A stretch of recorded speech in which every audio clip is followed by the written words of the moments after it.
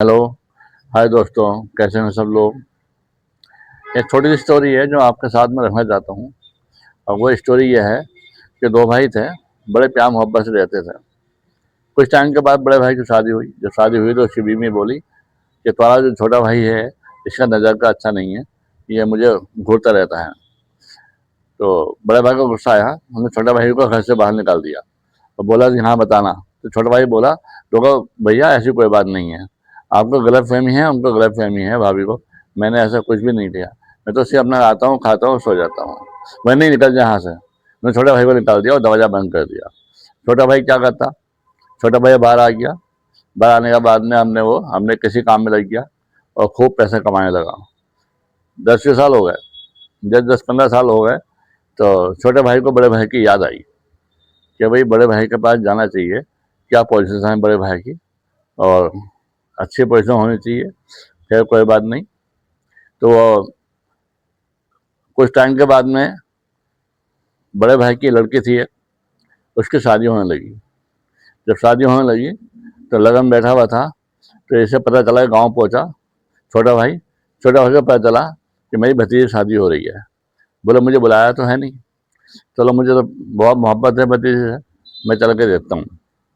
उन्होंने क्या करा, बाजा वालों के साथ, जो लोग बाजा बजाते हैं उनके साथ, उनकी वर्दी पहन के उनके साथ चला गया और बाजा में वहाँ पे बाजा बजाने लगा उनके साथ छुप के। कोई बात नहीं है। अब जो लड़के वाले थे, लड़के वाले का पंडित बोला, पंडित जी ने कहा ऐसा है, इसके अंदर शादी नहीं हो सकती है। बोले क्यों नहीं हो सकती शादी? शादी इसलिए नहीं हो सकती, इनकी कुंडली में दोष है, लड़की की कुंडली में। बोले वो किसका उपाय क्या है? इसका उपाय यही है कि एक आदमी आकर आज बलि देगा, तो बलि देगा तो शादी हो जाएगी। बोले अच्छा। वही बात, वो तो भाई बहुत पैसा वाली पार्टी थी। बड़ा भाई, उसने ऐलान किया भाई कि जो भी मतलब ये है कि यहाँ बलि देगा यहाँ पर, वो मतलब ये कहने का उसे इतने रुपये मिलेंगे। उसके बाद क्या होता है कि लोग जो थे वहाँ जाने वाले, ताल्लुकात वाले थे, जो बहुत करीबी दोस्त थे, वो लोग वहाँ से निकलने लगे। बोले बलि कौन देगा, निकल जाओ वहाँ से। और बलि देकर फिर चले जाने लगे। फिर जब ये से पता चला अपने छोटे भाई को, बोले ये समस्या है, तो वो निकला बाजू वाले में से और निकल के सीधा पंडित के पास पहुंचा। पंडित जी से कहा, पंडित जी आप मेरी बलि दे दो। बोले आपकी बलि दे दे, ठीक है बैठो आप, आपकी बलि दी जाएगी। फिर उन्होंने बलि की तैयारी करी कि बलि दी जाएगी साहब। अब वो जो बड़ा भाई था, उन्हें सोचा कि कोई भी तैयार नहीं हुआ बलि के लिए, ये आदमी कौन है, भला आदमी जो बलि के तैयार हो गया, और ये भी नहीं कह रहा मुझे पैसे चाहिए नहीं चाहिए। तो जाओ मैं देख के आऊँ।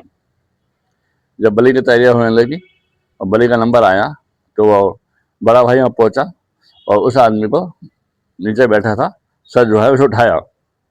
जब उसे उठाया तो अपना मुंह उसने इधर कर लिया, फिर उन्हें इधर कर लिया, फिर सीधा रखा। तो बोला है छोटे भाई तुम? तो छोटा भाई बोला जी बड़े भाई मैं ही हूँ। मैं ये बर्दाश्त नहीं कर सकता कि मेरी भतीजी की शादी हो और बारात वापस चले जाए। तो बड़ा भाई बहुत मायूस हुआ और उसका गला प्यार से भर आया। उन्होंने कहा भाई तू सही है, तू ही सच्चा है, बाकी सब झूठे हैं। कितनी भीड़ थी यहाँ, सब चले गए। तो भाई भाई होता है, खून पुकारे अपने खून को, यही इस स्टोरी का टाइटल है। बड़े भाई ने आगे मिलकर बढ़कर और उसे छोटे भाई को गले लगाया और दोनों, अब पंडित से पूछा गया, पंडित जी अब क्या विचार है, अब क्या है?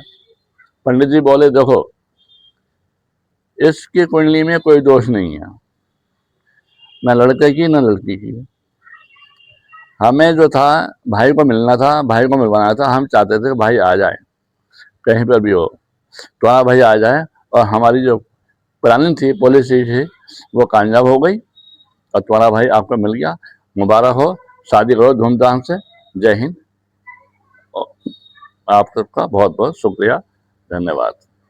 स्टोरी अच्छी लगी हो सब्सक्राइब कर देना, लाइक कर देना। ओके बाय बाय, जय हिंद, खुदा हाफिज।